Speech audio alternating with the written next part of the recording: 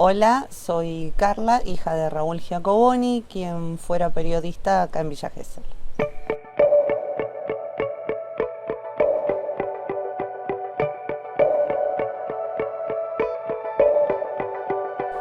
Y mi papá empezó a venir primero de vacaciones en los 60 y a vivir definitivamente en el 76 más o menos. Le gustó mucho, al punto tal que cada verano que venía de vacaciones había conseguido, trabajaba con Ángel Latini en la propaladora, entonces venía a pasar, primero vino como turista, después vino a pasar los veranos a Gesell para trabajar y se enamoró del lugar, de la naturaleza, esto de escapar un poco del trajín de la ciudad, y bueno, le gustó tanto que se casó la conoció mi mamá, se casó y se vino a vivir a Gesell. Y yo nací después acá.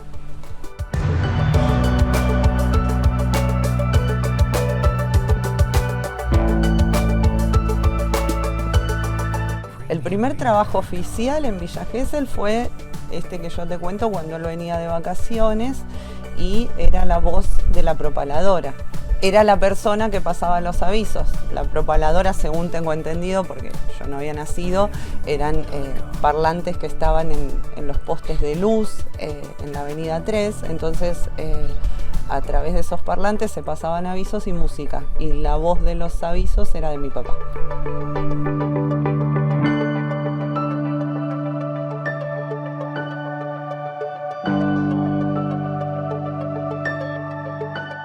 Mi papá y Ángel Latini se ponen en contacto con un directivo del CONFER que tenía su sede en Mar del Plata. El CONFER era como una especie de organismo que regulaba los contenidos que se difundían de manera radial en esa época. Uno de esos directivos vino a Gesell y los autoriza a hacer una radio de circuito cerrado. Entonces había quien regulara los contenidos que se difundían en Gesell y quien quería, los geselinos que querían, se hacían instalar en su casa una especie de parlante y ahí escuchaban la emisora de radio, que era la única que había en ese momento en Villa Gesell.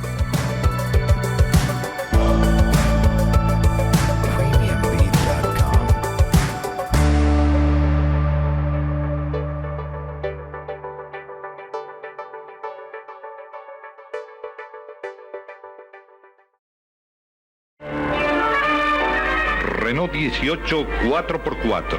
Adquiéralo y páguelo en temporada. Fue la voz en off del acuario, mientras el acuario estuvo abierto, mientras vos recorrías el acuario, había una voz en off que hablaba de las especies, que había de peces y hablaba de la fauna y la flora de Gesell y algo por el estilo, y esa voz la hacía él. Y después lo que yo más me acuerdo de chica fueron las conducciones de las primeras fiestas de la raza en ese momento, ahora la fiesta de la diversidad cultural.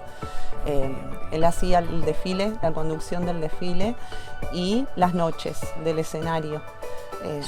Hacía viernes, sábado y domingo en el escenario y el domingo al mediodía la conducción del desfile.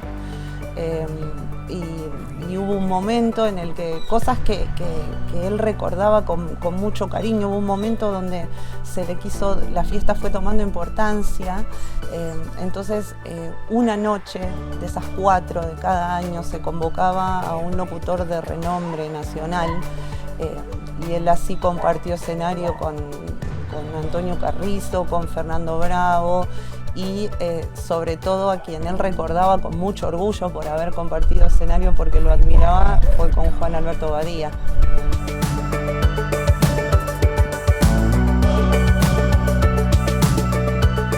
Él estaba siempre en simultáneo en los medios.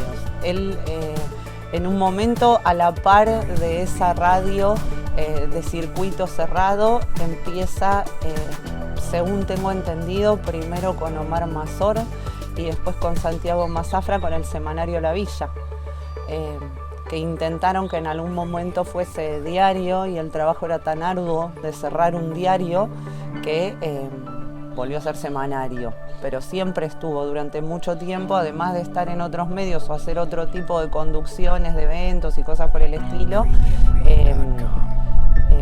Él estuvo siempre ligado a los medios y a veces en el canal y con un programa de radio. Siempre fue así.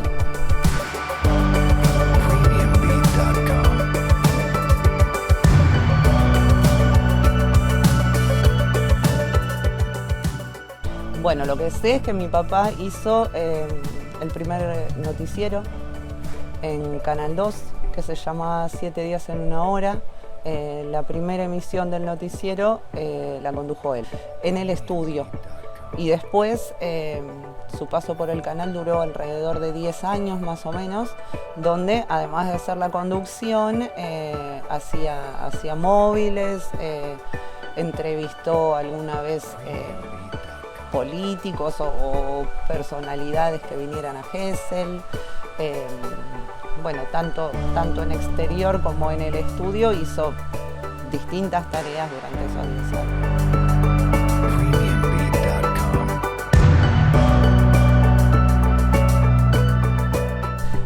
Fue un aficionado escritor de cuentos. Siempre había un cuento nuevo para leer en mi casa que había escrito él. Nunca publicados, ¿no? A él le daba un poco de pudor compartir sus cuentos y los compartía nada más que con su familia. Y una vez sus amigos le juntaron todos sus cuentos y le publicaron un libro y le hicieron copias de ese libro y se lo regalaron para su cumpleaños. Fue lo único que tuvo publicado de sus cuentos, pero siempre fue una persona muy metódico, muy ordenado. Mucho en mi casa se escuchaba la máquina de escribir, siempre sonaba la máquina de escribir. Un gran lector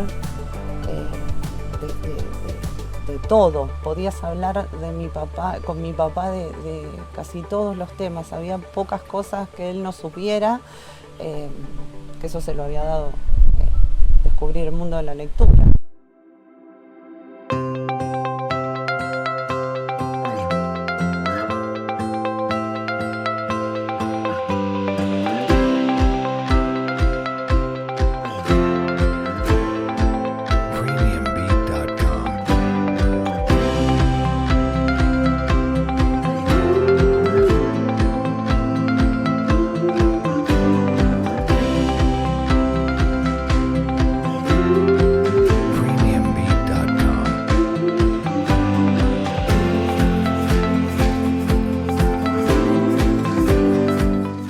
Bueno, mi papá lo que hizo siempre, que yo recuerdo desde que era chica, fue ir a jugar a las cartas a algunos bares con amigos y a compartir café, a la Jirafa cuando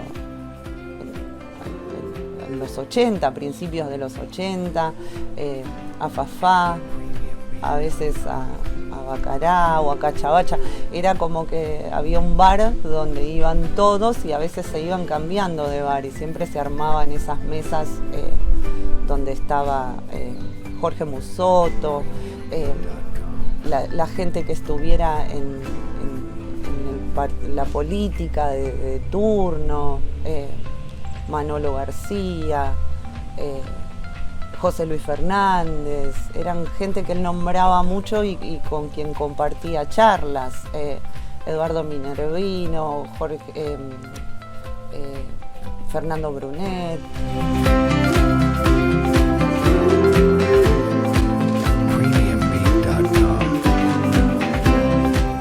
Bueno, lo último que hizo él fue en 2003, un programa en Radio Impacto, donde pasó muchos años de su vida, muchos años. Empezó primero cuando Radio Impacto era de Lito Poggi, que yo me acuerdo que lo acompañaba a los programas de radio. Él conducía, trabajaba mucho con Elvira Salas, conducían en una época un programa al mediodía que era muy escuchado. Y me acuerdo que el aislante del estudio de radio eran cajas de maple de huevo. que me llamaba mucho la atención cuando era chica. Y después siguió con la Radio Impacto de Fernando Brunet, haciendo primero programas de actualidad, muchos programas a la mañana, uno de preguntas y respuestas, y después, bueno, en 2003 hizo Gardel, Sinatra y yo. Eran Gardel y Sinatra, dos personalidades que él admiraba un montón y que le gustaba, que disfrutaba mucho de su música, y tuve el placer de hacerlo junto con él. Yo venía de haber trabajado en Capital Federal en algo que tuviera que ver con la producción, entonces le hice la producción del programa y fue el único proyecto que hicimos juntos y bueno, sin saber que iba a ser su último paso por la radio también.